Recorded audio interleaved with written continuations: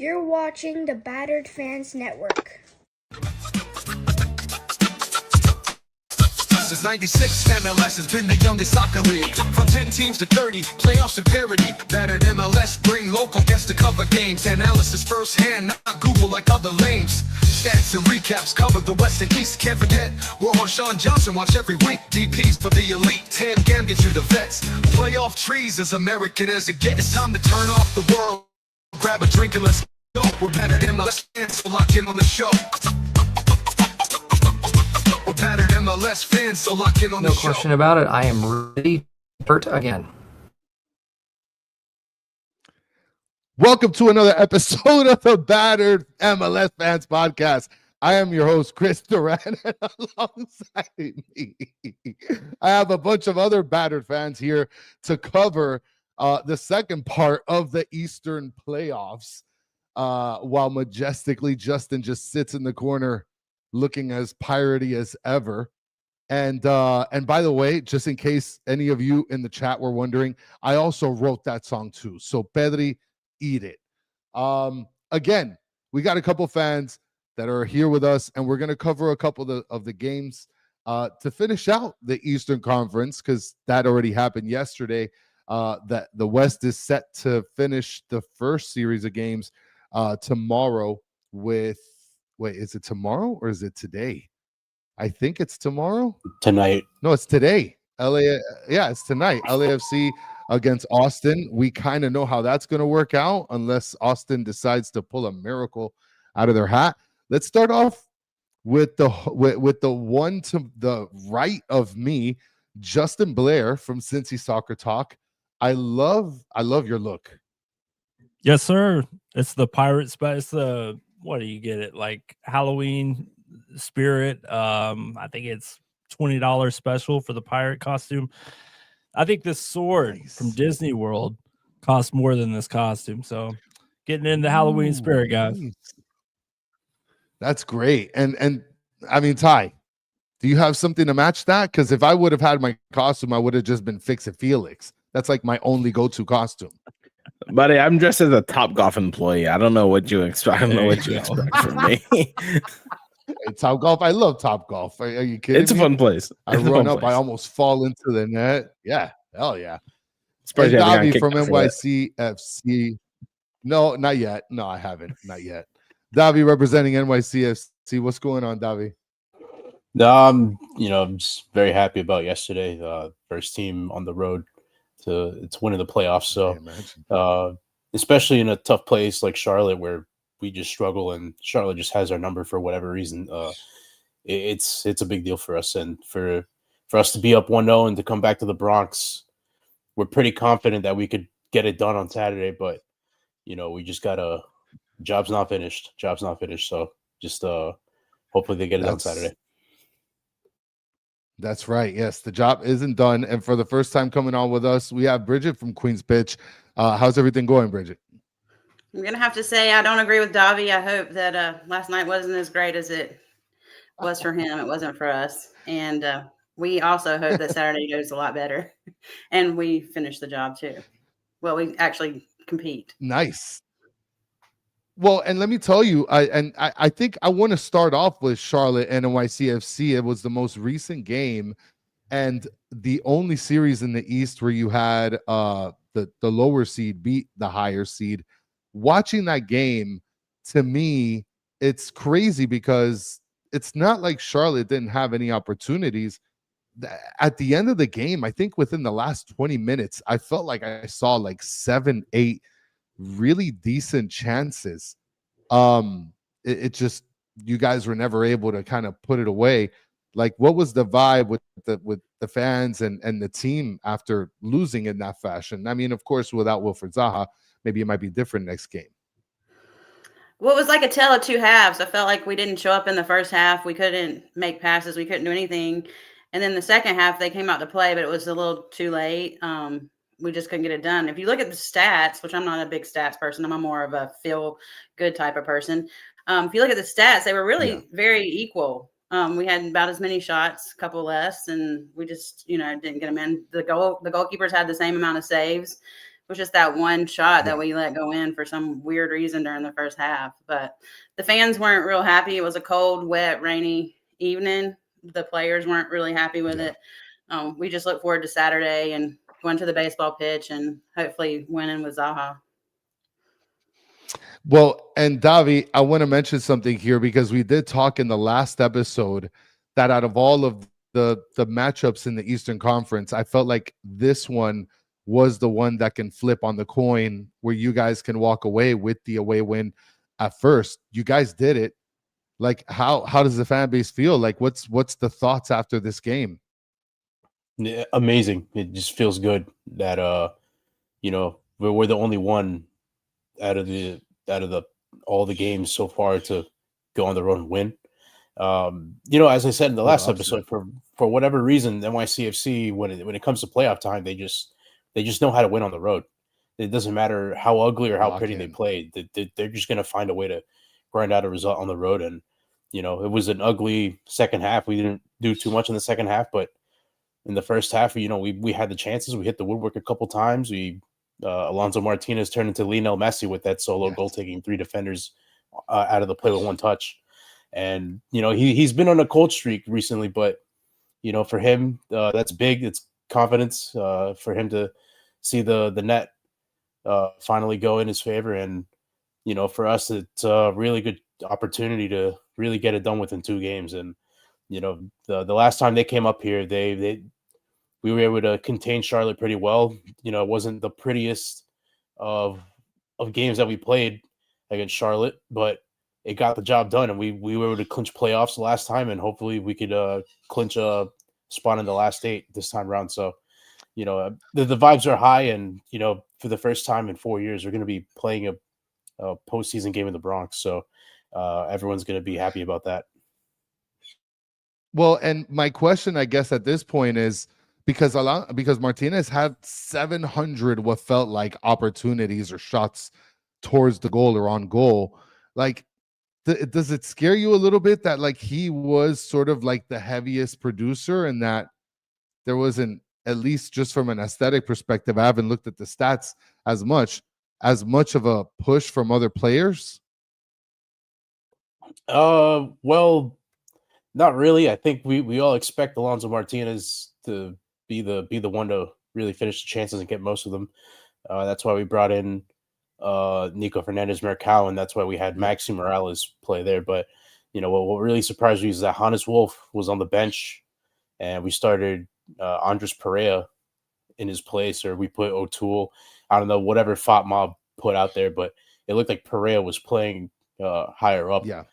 So again, just the versatility of Justin Hack as well is a big key in there, because he could play defense, he could play midfield, and with Raul Gustavo playing at center back next to Thiago Martins, we really pushed up Justin Hack to play next to O'Neal, and a couple of hot-head moments and here and there, tempers flare. It's the playoffs. It's everyone wants to win. Everyone wants to be the man in the spotlight. But I think it's expected, and he got one chance and he took it very well. And now we come to the Bronx, and hopefully we're hoping for more of the same.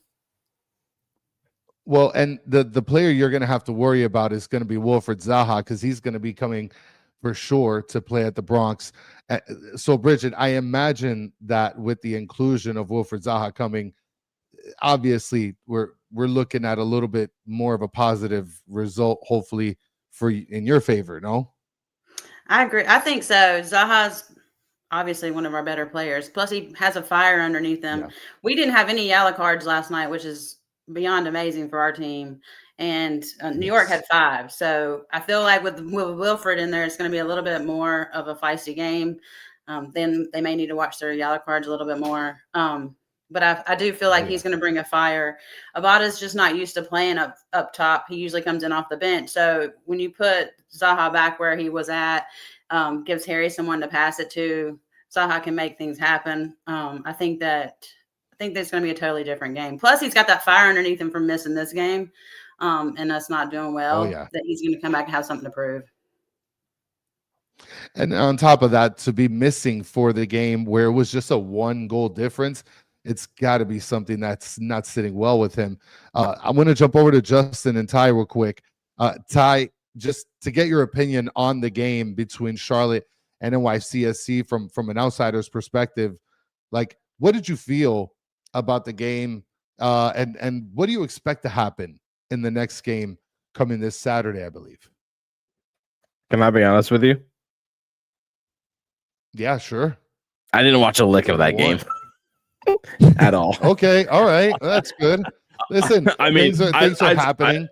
I saw the goal. That was obviously, as Davi said, messy, really messy-esque goal. But I didn't watch a lick of that game. I think I was just too upset from about my game. So, but what I expect, I mean, obviously Zaha's coming back. That's going to be kind of the talking point, right? Because we know what he can bring on the field, getting under people's skin. Also, I think that's a big plus for Charlotte heading into New York. So I think that's going to be the main talking point. Now, whether or not you expect to win 3 games, yeah,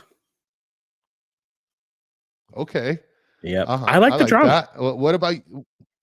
Yeah, no. Listen, the drama was always for your mama, and I love it. Justin, what do you think is going to happen in the series between Charlotte and NYCFC? You think NYC takes it in 2, or you think this is definitely going 3 rounds? I think it goes 3 rounds. I think, I think in the Bronx it's a hard place to play. But I think that Charlotte's kind of a team that's built for playing in the Bronx because you got the pitch dimensions.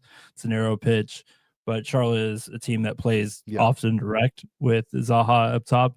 I think the problem for Charlotte, in my opinion, was the settling for shots. Their XG was really low, but Freeze had a lot to do that match. So I'd imagine that they'll be a little bit more patient and play and be able to build, but they're losing possession at midfield was what really concerned me about Charlotte. That's uncharacteristic, especially at home.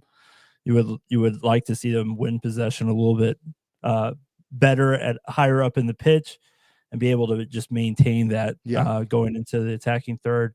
But I think this game goes to I think this series goes to 3. I think these 2 teams are very evenly matched, but I am impressed with NYCFC. They pulled the rug out from underneath FC Cincinnati last year, winning a game in TQL, and this year they go to, I think, one of the largest attending games or stadiums in the league, and come away with the win. So hats off to them. I have to say though, so let's Bridget, remember tell me. Go ahead. Oh, sorry. I was going to say, I have to say, remember the game that we did lose in New York was because we gave them 2 penalty kicks. It wasn't because they deserved it or they actually scored on us. It was because we gave them those 2 PKs so that they could have a chance to win it. So let's just remember that. Well, those were those yellow cards we were talking about earlier. Well, you got to be in the positions to win the penalties in the first place. And to be fair, I think we contained Charlotte pretty well that day. So I think we could do it again.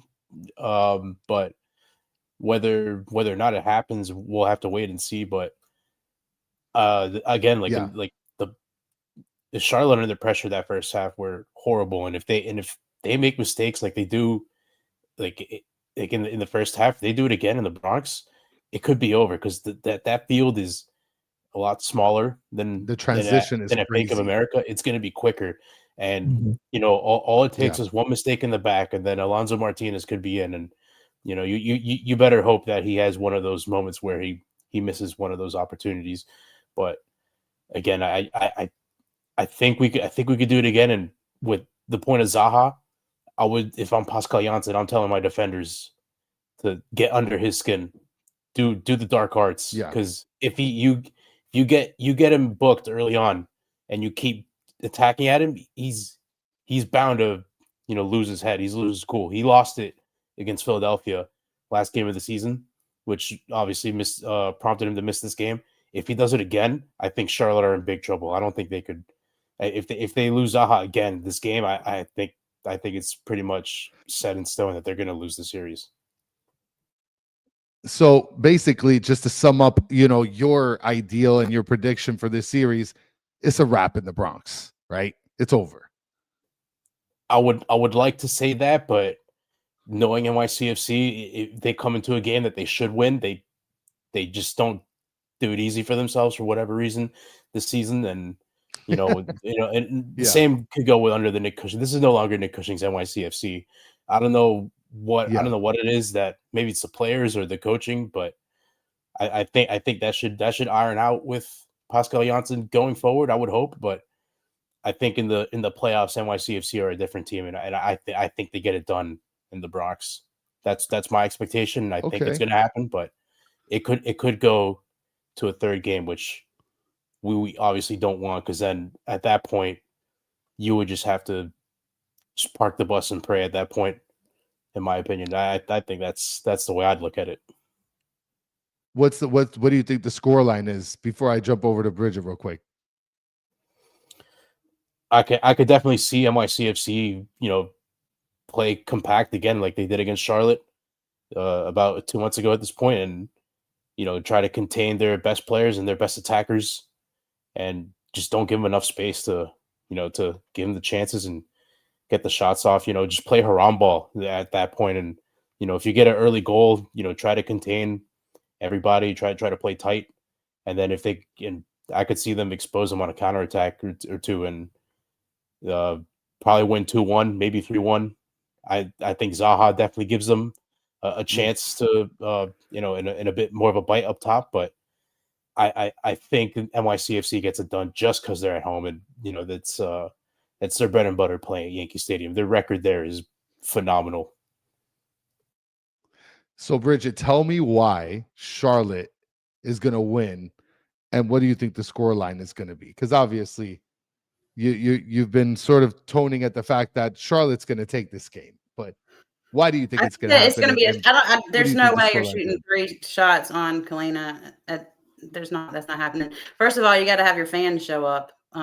Last time it happened last night, and it happened the other few times. You didn't have 3 goals on us. You only have 1, so let's not get too out of control. You said shots, not goals. I think the score line will. I personally think it's going to be 1-0 us. I think that we're going to correct our mistakes. I have 2 words: Wilfred Zaha. I think he's going to come out. He's going to show what he's about. He leads this team in a way that without him there, you don't see it. I think that he's going to have a passion about him. Yeah, you can get under his skin, but DC got under his skin and it didn't hurt anything. I think he can tone it down, especially after he got this red card. He's ready to go out there and win. Plus, you've got Westwood. I think as long as we continue to give the ball to Westwood and have Zaha in there, I feel like it'll be a really low scoring game. It may be a 1-0, but it's not going to be a 3-shot. I don't think either team is going to have 3 shots. So, yeah, no, 3-0. That's ludicrous.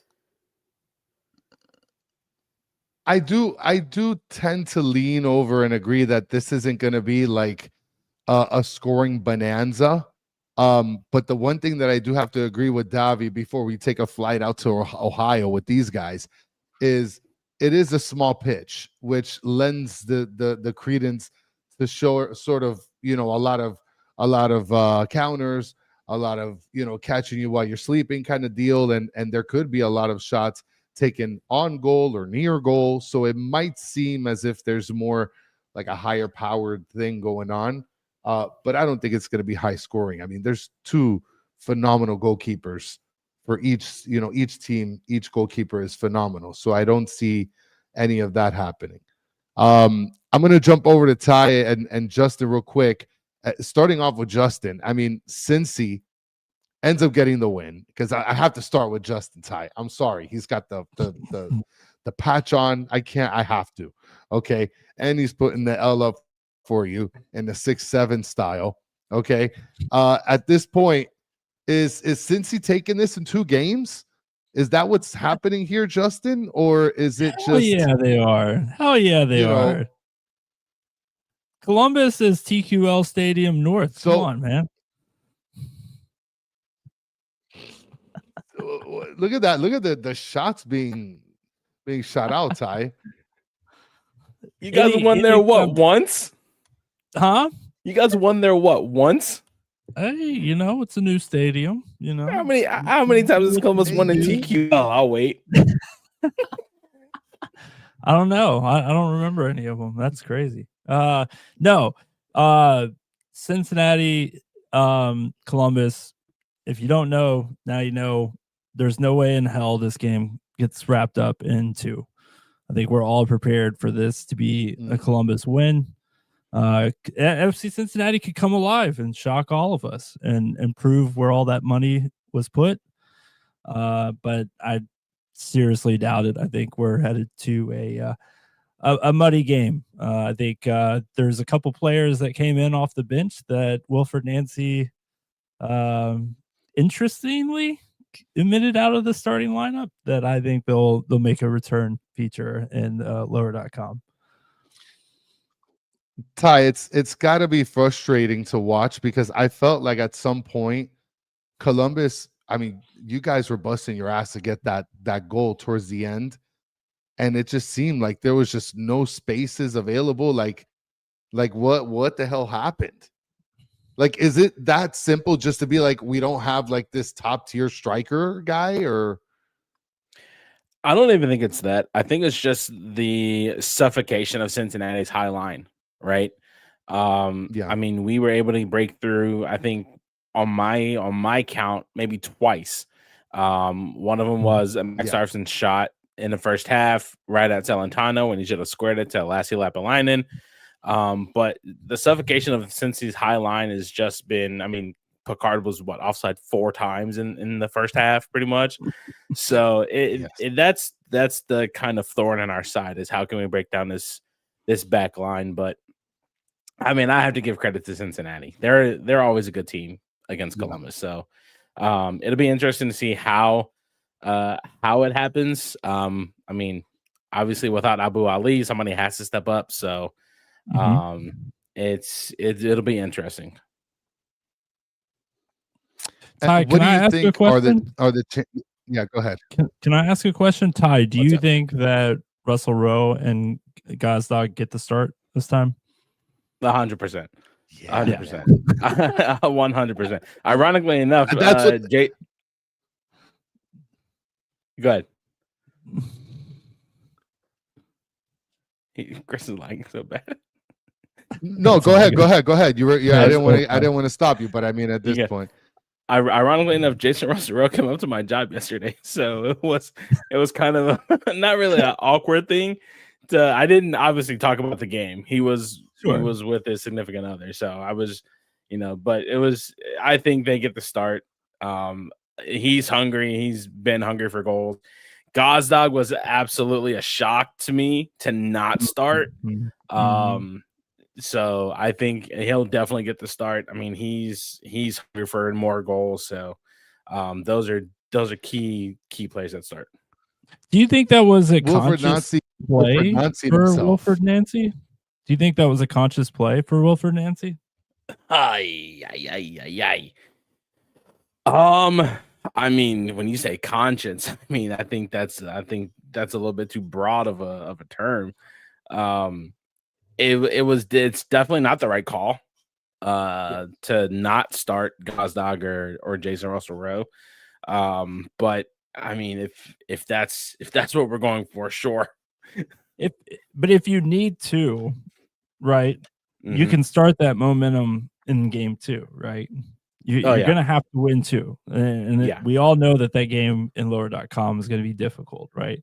Yeah. So why not build momentum there and then have that return feature be the one where you're featuring those guys? Try to do something different. Because I think the most underrated thing is the way these two coaches go back and forth with just absolute nonsense. They'll like, I think at one point Pat Noonan had two wingbacks playing up high on the left side, and it just completely threw off what they were doing. I think Maria was up there, and he was just completely bamboozled. And it's like, wait, we got Powell and Ender playing up here? This doesn't make any sense. Yeah. So it's the chess match. It's a constant chess match between Nancy and Noonan. They go after each other over and over again. So you see, that was going to be my question, Justin. Was Ty thinking that there was going to be any changes made because you had starters sitting on the bench that could have made an impact from the jump? And Ty, I got to be honest with you, 9 out of 10 fans that see him at Top Golf are going to go up to him and say, "What are you doing? You need to go be practicing for 12 hours straight. Don't come here to play golf. You need to go and play soccer." Like, so I commend you for that, because that's what every fan will do. Yeah, well, I'm also an employee. I can't just go out of my way. And yes, you don't want to get fired and he's gonna suffer in this economy here. He's gonna snitch on him to his boss. Yeah, right. Yeah. There's no way he's snitching. He doesn't look like a snitch. No. Go ahead. No. No, but on the flip side of things, I think without Abu Ali, I think now the pressure falls more on Rossi and Gazdag, right? Yeah, and Russell Rowe. Yeah. Because who's going to score the goals? Max Arfson can score a goal if he wants to. Nagby is known for hitting a banger or once or twice, but we're trying not to have Cincinnati start his retirement party early. So, but in a grind situation like this, game 2, where it's win or go home, obviously the pressure now falls on the front three of those three. So real quick, just to get your opinions here, Bridget and Davi, Bridget, this is obviously a huge rivalry between two teams in Ohio, Cincinnati and Columbus. You're expecting, I imagine, this to go 3 games as well, right? Yeah, I do. I think I personally don't like either of those teams, so I could care less. But mutual. If we had to choose who to play, if we had to choose who we could play, we would probably pick Columbus. But we beat Cincinnati twice, so I can't say I can't hate on that either. I think that they're close. Their score wasn't that much higher either, so I feel like 1-0. I feel like Columbus will come back, and then we'll have a 3-game. I like seeing 3 games. I enjoy it. I don't like dominating teams. Yeah, hence I don't like Messy. So, what the Columbus ever did to Charlotte? That's my question.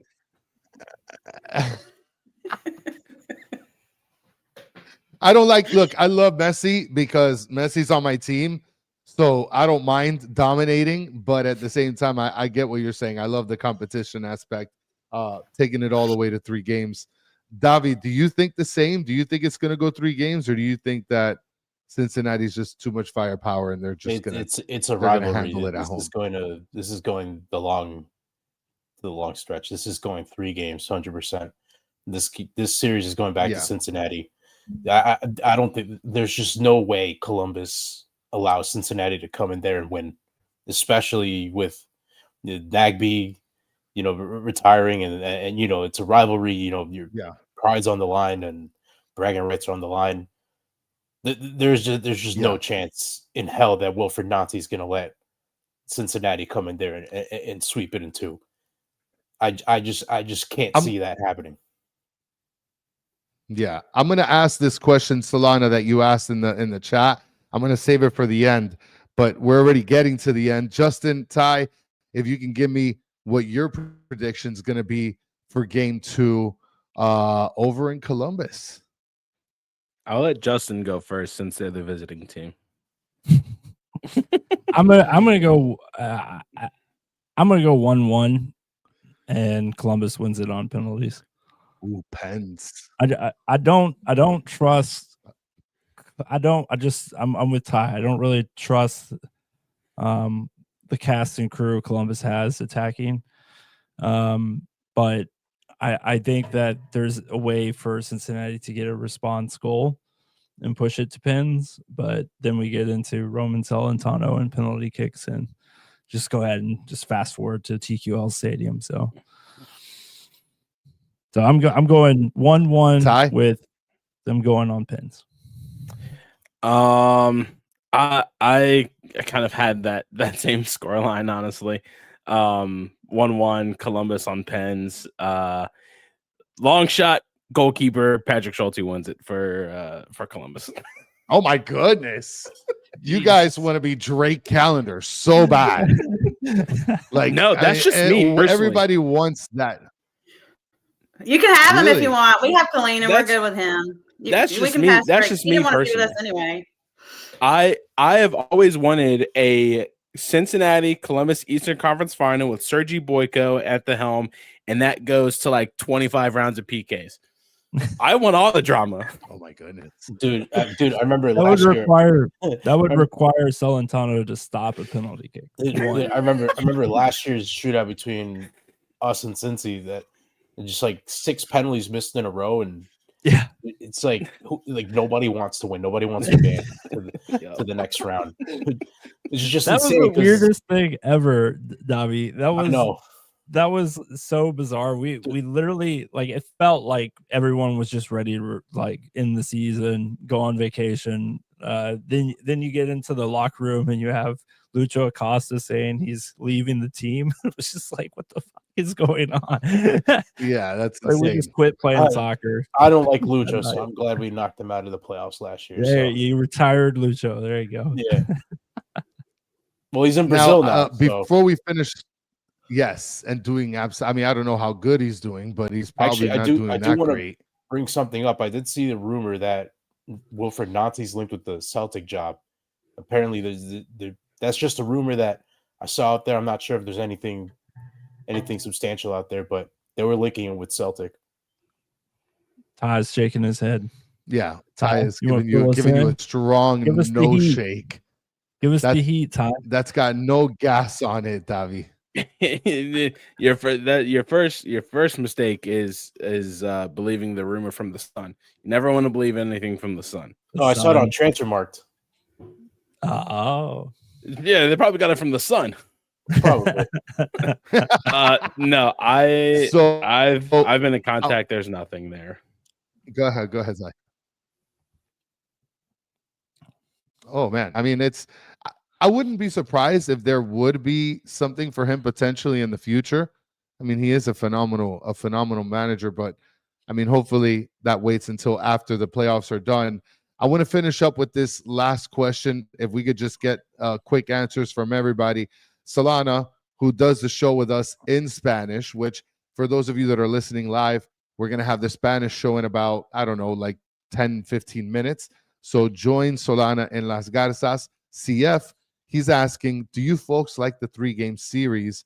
He was on his This Is Football channel talking about how terrible of an idea is the 3-game series. You know, a lot of people are used to sort of the 2-game aggregate, one home, one away, and then based on that, you figure out who's the winner. I'm just going to go quickly around the table. Justin, are you a fan of the 3-game series for the first round? Or do you think it all should have just been 1 game, or it should have been 2-game aggregate? Like, I don't think there's a good answer. I really don't. I don't like the 1 game because it negates the entire season. I don't like the 2-game aggregate because those games, the first game is usually just miserable to watch because you have one team desperately trying to hold on to a result and the other team is like, we got the second game at home. And then the 3-game series, it's interesting, it's entertaining, but I just don't like the instant. I mean, there's no perfect world. I just don't like the fact that it's only for the first round, right? If you're going to give more credence to the regular season, you need to do it across all rounds instead of making it just its own cup competition. That makes sense.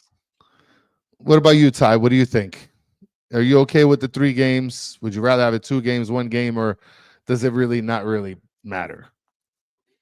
Yeah, I like it. I think it gives me more time to watch my favorite team and not hit the golf course early. Yes. Plus, I like soccer in cold weather, which is why I want the winter calendar. Yes. Davi, what do you think? Well, Ty, I think you'll be getting that wish pretty soon. So, which will be good. for clubs like NYCFC that mainly do that want to do business in the summer. But with the question, I like the just one and done. I mean, we won the cup that way. Obviously there might be a little bit of bias just because we won the cup in that format, but I think it just made for more compelling television. The 2-leg series, I mean, yeah, there is, of course, the teams that do hunker down and park the bus in leg one, but Yeah, they did use away goals back then, and now that UEFA got rid of it in the Champions League and all their competitions, why not? If you Kinda makes want to it reintroduce it, why not just introduce it with no away goals? That way, you're incentivized to attack more, and if you concede at home, it's basically just one goal. Like it's like, all right, we're down 1-0, we could come back, get 2 goals, win 2-1, and then just do the same thing on the road. I think if you were to introduce it that way, it makes it for a little bit more compelling of a playoff format. The best of 3, it's just it drags itself too long, and then once you're finally done with the round, the international break in November hits, and then you're stuck there waiting that's 2 gonna weeks be for awful.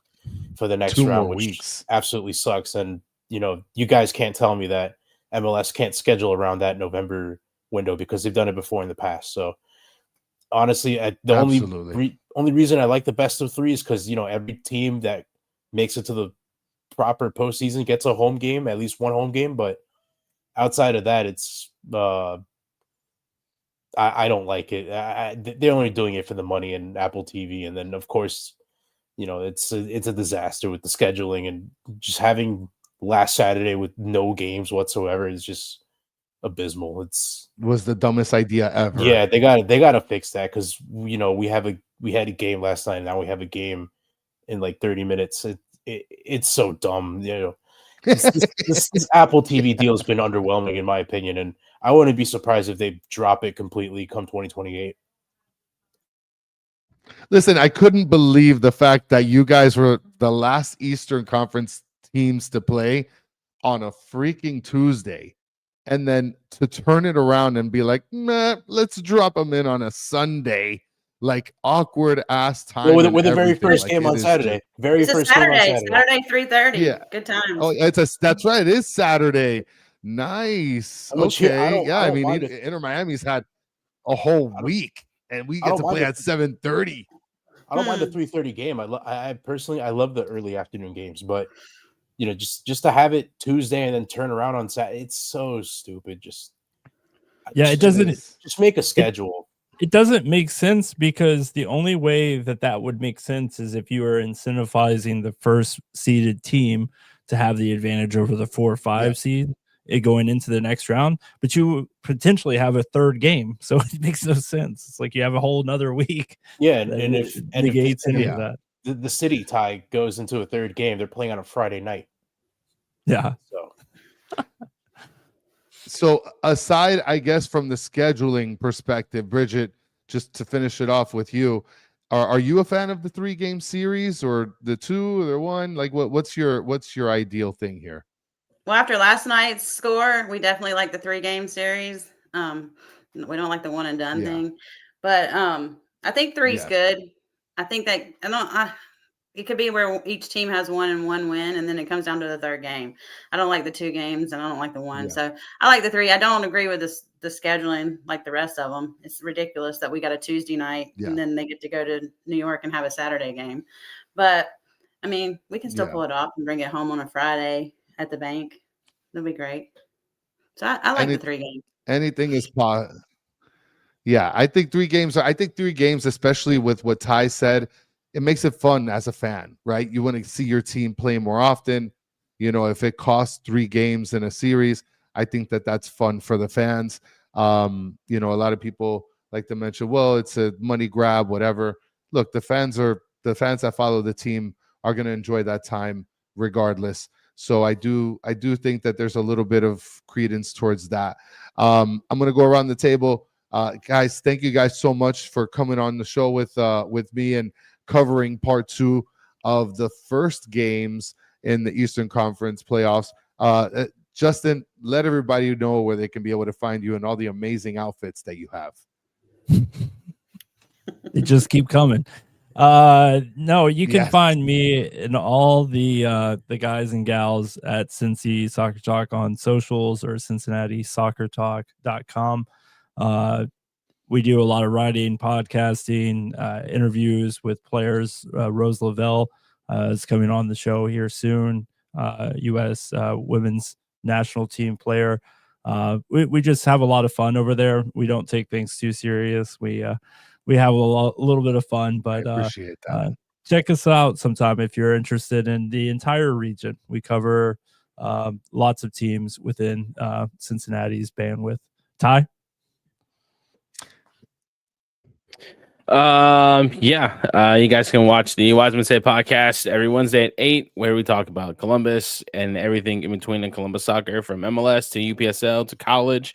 And if you like reading, you can find my stuff on massivereport.com and soon to be another site to be announced at a later date. Nice. Davi, where can people find your stuff? I got the Blue Bros Pod. You can find us on Spotify. At That Boy Davi on X, and I'm also reoccurring